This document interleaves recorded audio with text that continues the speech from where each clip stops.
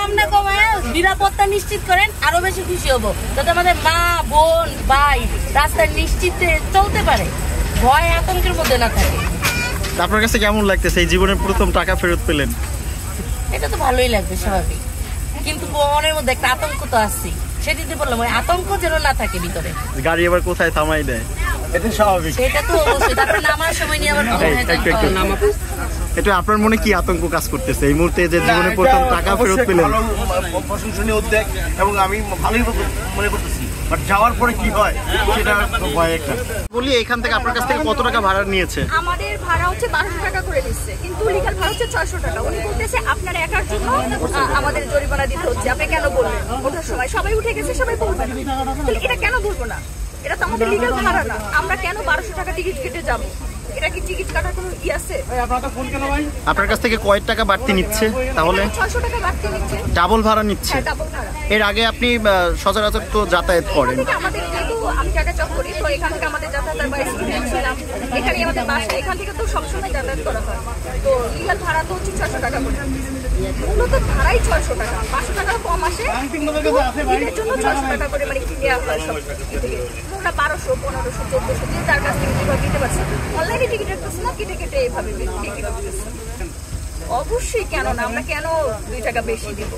কারণ এটা তো লিগ্যাল না, আর সবাই টাকা কষ্ট করে ইনকাম করে। যেহেতু আসলে ঈদ বা অন্যান্য ক্ষেত্রে যখন ছুটি থাকে তখন তো মানুষের একটা বাজেট থাকে, তাই না?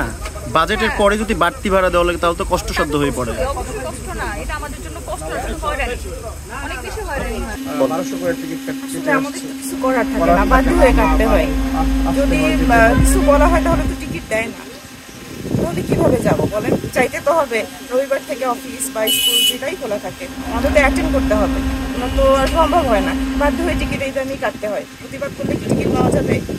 তো টাকার তো অ্যাকচুয়ালি একটা লিমিট থাকে, যেহেতু ভ্রমণ করে বা বাড়ি যায় লাস্ট মুহূর্তে পকেটে টাকা থাকে না, তখন চিন্তা করেন যে 700 টাকার টিকিট কাটবেন। যদি দেখেন 1200, যদি দেখেন যে 1200 টাকা হয় 700 টাকার টিকিট, তখন যদি আপনার কাছে টাকা না থাকে তখন কেমন আপনার লাগে?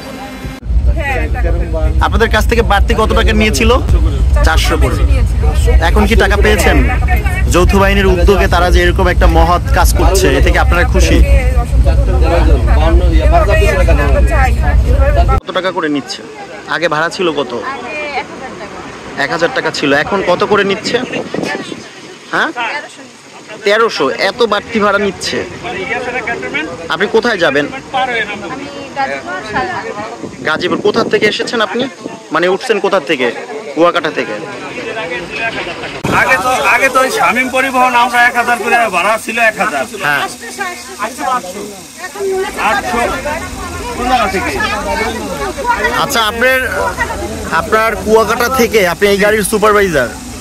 আচ্ছা, কুয়াকাটা থেকে আগে রেড কাটিং পাইনি। রেড কাটিং পান নাই, কিন্তু অন্যান্য গাড়িগুলোতে কত নিচ্ছে? আগে কত নিচ্ছে? শামীম পরিবহনে 1000 টাকা ভাড়া ছিল। হ্যাঁ, আমরা 800 900 এরকম রাখতাম। এখন কত টাকা নিচ্ছেন আপনি? এখন আমি নেই কাউন্টারে কত করে কাটছে? কাউন্টার থেকে কাটছে 1400। তাইলে 1000 টাকা আপনাদের 1000 যদি রেট থাকে, আপনি কিভাবে 1400 টাকা কাউন্টার থেকে কাটেন?